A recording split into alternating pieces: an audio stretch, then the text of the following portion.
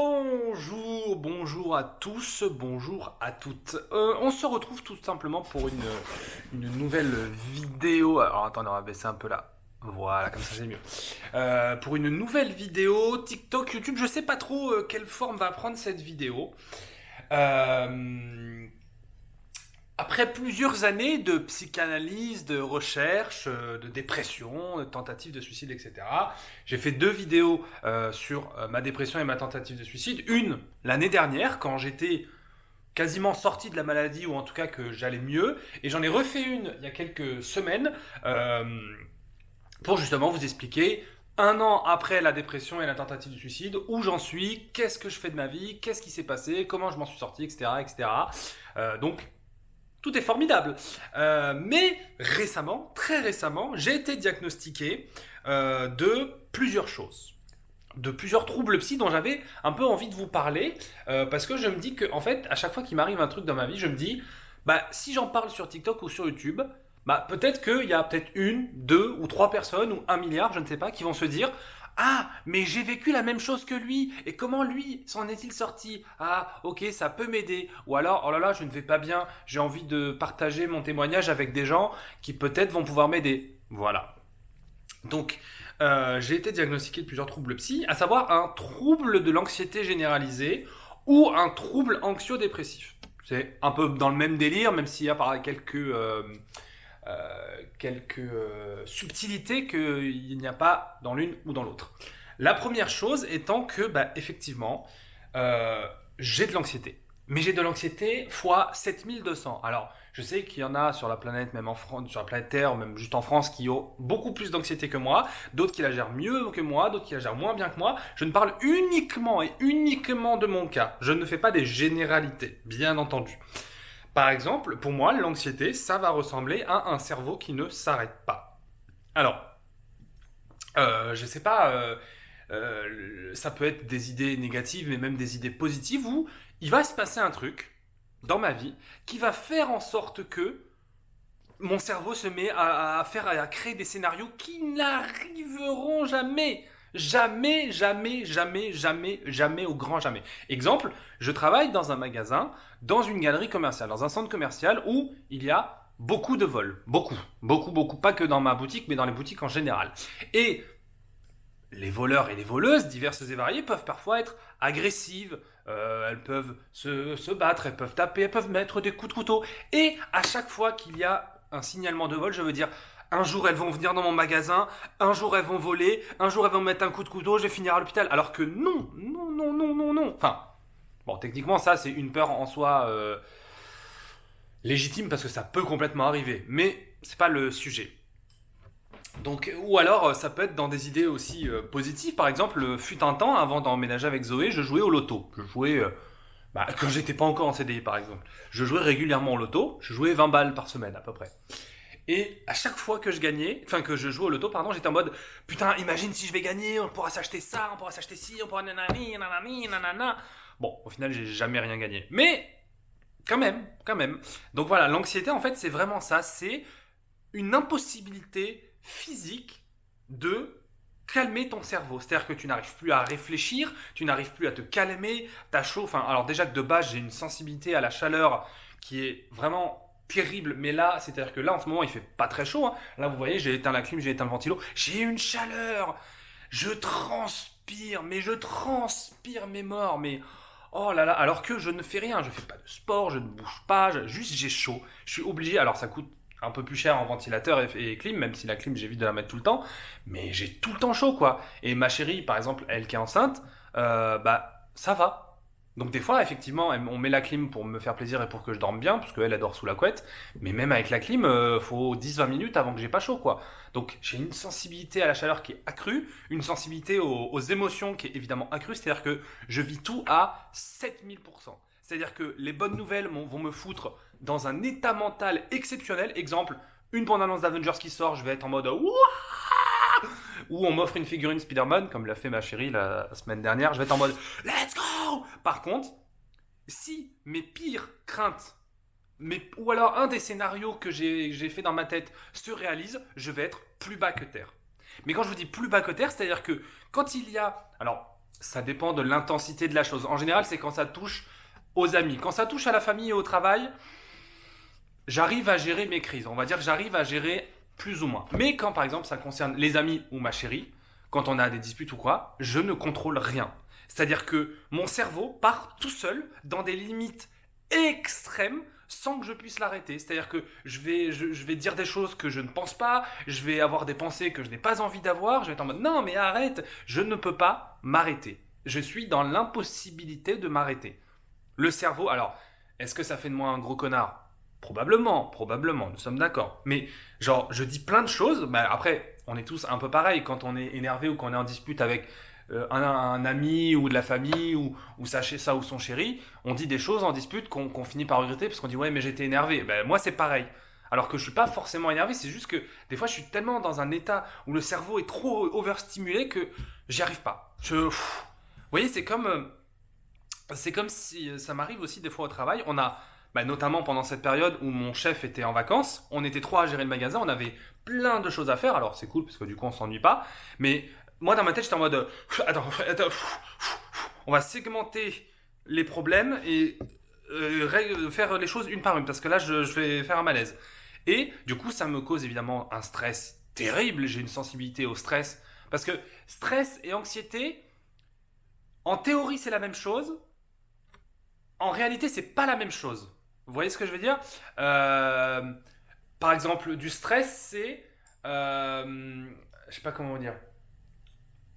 Vous avez un entretien d'embauche parce que vous êtes sans emploi.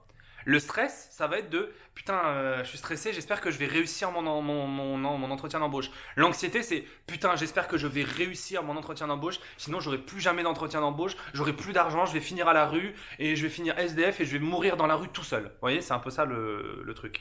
Et bah, c'était déjà un problème l'été dernier quand j'ai fait ma tentative de suicide et ma dépression, parce que bah, du coup, ça avait impacté beaucoup de gens, ma famille, mes amis, tous les gens qui m'appréciaient ont été là pour moi. Mais là maintenant, j'ai une chérie, j'ai un grand appartement, parce que, c'est un bel appartement quand même qui coûte un peu quelques pépettes quoi. Et en plus de ça, j'ai un futur bébé. Donc il faut qu'on gère tout ça parce que sinon, en fait, ça ne va juste pas être possible.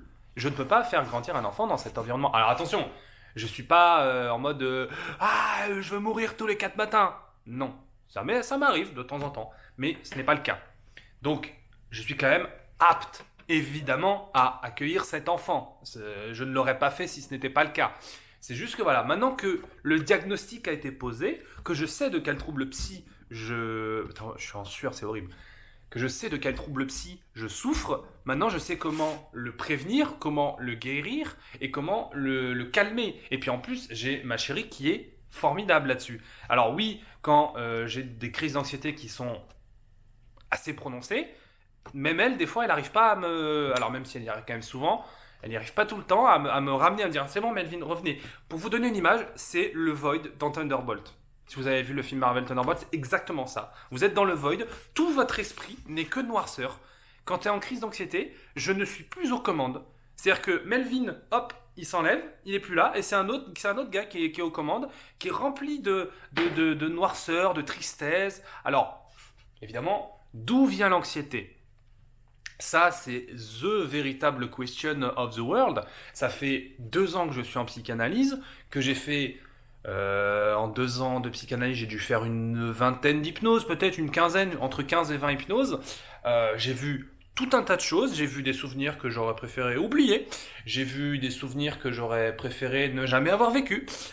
Et ça vient de plein de choses. Ça vient de la vie, de la scolarité, de la vie sentimentale, de la vie familiale. Ça vient de plein de choses en fait qui sont pas forcément conscientes en fait de la part notamment familiale. C'est-à-dire que je peux pas décemment aller voir l'entièreté de ma famille et leur dire bah en fait ça que vous m'avez fait il y a 15 ans, ça m'a transmis tel traumatisme. Non, parce que c'est jamais conscient. Vous voyez ce que je veux dire? Mais maintenant que je suis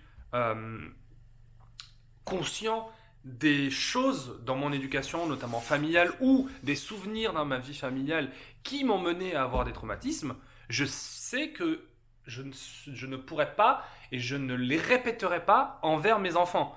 Je sais que, ah non, ça, ma mère me l'a fait, ça m'a transmis tel traumatisme. Ah, ça, mon frère me l'a fait, ça a transmis tel traumatisme. Et du coup, bah, j'estime et je pense avoir les armes pour être un bon parent parce que je sais à éviter tous les pièges. Ma collègue m'a dit une fois une phrase que j'ai trouvée assez terrible, avec laquelle je suis pas tout à fait d'accord. Elle me dit, mais en fait, les traumatismes, c'est héréditaire. Tu les transmettras, que tu le veuilles ou non. Et je suis en mode, je suis pas tout à fait d'accord avec toi, mais je vois ce qu'elle veut dire. Je pense qu'effectivement, à partir du moment où on est au courant des traumatismes qu'on a reçus, on peut faire en sorte de ne pas les transmettre. Il y en aura peut-être toujours éventuellement qui passeront les mailles du filet parce qu'un traumatisme ne se transmet jamais volontairement. Il n'y a jamais une personne dans une famille qui va dire tiens, mon neveu ou mon petit-fils ou mon frère, je vais lui faire la misère, je vais lui transmettre tel traumatisme parce que j'en ai envie. Non, rien à voir, pas du tout, pas du tout, pas du tout. Après, voilà, le problème étant que les problèmes psychologiques dont je souffre, dont je suis atteint, sont des choses qui sont tellement ancrées profondément dans ma psyché de par mon vécu que c'est extrêmement dur de ne pas, enfin de les enlever en fait. C'est ça le truc aussi numéro un, c'est que par exemple, je vous donne un indice, je vous donne une petite info. Moi, j'ai beaucoup de mal à croire que je peux être aimé. C'est tout, c'est tout. Parce que tout un tas de raisons dans mon vécu, j'ai du mal à croire que je peux être foncièrement et véritablement aimé. Genre, je sais pas comment dire ça clairement, mais ma chérie même, elle est amoureuse de moi. De toute façon, on a fait un enfant, donc évidemment qu'elle est amoureuse de moi, mais elle-même, elle a accepté de m'épouser. Enfin, on a plein de projets ensemble, tout va bien. Et pourtant, des fois, je me dis, ouais, mais s'il faut un jour, elle trouvera mieux. S'il faut un jour, elle trouvera plus beau, plus riche, plus intelligent, plus drôle, tout ce que tu veux. Et moi, je suis pas le mec le plus ultra. Et c'est après les scénarios qui sont et le cerveau qui part, et qui part, et qui part, et qui part. Et en parlant avec ma psy, parce que bah, ma chérie en mode, bah t'es mignon, mais tes petites... je vais foutre le ventilo parce que sinon je vais crever. En me disant, oui, machin, tes scénarios... enfin, c'est en train de bousiller notre couple un peu, ce qui est vrai. Bah, j'étais en mode, bah Zoé, en fait, c'est juste que bah, comment expliquer ça? C'est des choses dans ma psyché, au fond de ma psyché, au fond de mes souvenirs de mon âme, j'ai la croyance que je ne peux pas être aimé, que je ne pourrai jamais être aimé foncièrement. Et donc ça, c'est pas une ou deux hypnoses qui vont gratter ça, c'est 5, 6, 7, 8, c'est vraiment quand plus les souvenirs et les croyances sont ancrés profondément en vous, plus c'est très très dur de les enlever. Si toute votre vie, comme moi, on l'a passé, ou toute votre vie, toute votre adolescence, on a passé le temps à vous dire que vous êtes nul, que vous n'arriverez jamais à rien, que, que personne ne pourrait vous aimer parce que bah, vous aimez les Marvel, que c'est un truc de gamin, que vous avez une coiffure de con, que vous n'avez pas le permis, que vous stagnez alors que vos amis ils évoluent tous, bah là, forcément, au bout d'un moment, vous vous dites, bah en fait, ouais, je vais rester comme ça toute ma vie, et voilà. C'est pour ça que l'arrivée dans ma vie de Zoé, d'un couple stable et aimant, je suis en mode, putain, putain, putain, mais qu'est-ce qui se passe? Et c'est d'autant plus merveilleux. Donc, si je peux, on est à combien? On est à 13 minutes de vidéo. Si je peux vous donner aussi un petit conseil, c'est de parler. Parler à des gens, parler à vos amis, parler à votre famille, parler à vos cousins, à vos cousines, à vos plans cul, à vos potes, à vos professeurs. Bon, non, peut-être pas à vos professeurs, parce que sinon ça donne des trucs chelous, mais en tout cas, quand vous avez des trucs dans votre tête que vous n'arrivez pas à expliquer, quand vous êtes face à des situations que vous ne savez pas comment réagir, parlez-en. Et quand vous n'allez pas bien, parlez-en d'autant plus. Je sais que c'est très très très très dur d'admettre qu'on a un problème mental, d'admettre qu'on a des problèmes de santé mentale, qu'on est en dépression, qu'on a des pensées suicidaires, qu'on a envie bah, de se foutre en l'air, qu'on a envie de claquer toute sa thune dans un club de strip. Oui, c'est ce que je fais. Donc voilà, c'est dur. Ou par exemple qu'on a des addictions, addiction à l'alcool, addiction à la coke, addiction au sexe. Dieu merci, il y en a 2 que je n'ai pas dans la liste. Lol. Ce que je veux dire par là, c'est que parler à des gens. Les gens, vous trouverez toujours dans votre vie des gens capables de vous écouter. Et si vous n'avez pas d'amis, que vous êtes quelqu'un de solitaire, parlez à des inconnus. Parlez à des inconnus sur un... Alors, parlez à des gens bien, pas à des gens chelous qui vont vous faire des trucs bizarres. Non, mais il faut parler, il faut expier. Ce que vous avez dans la tête, si vous le sortez par la bouche, ça le sort. Alors par contre, j'ai extrêmement chaud. Ça va sortir de votre tête et du coup,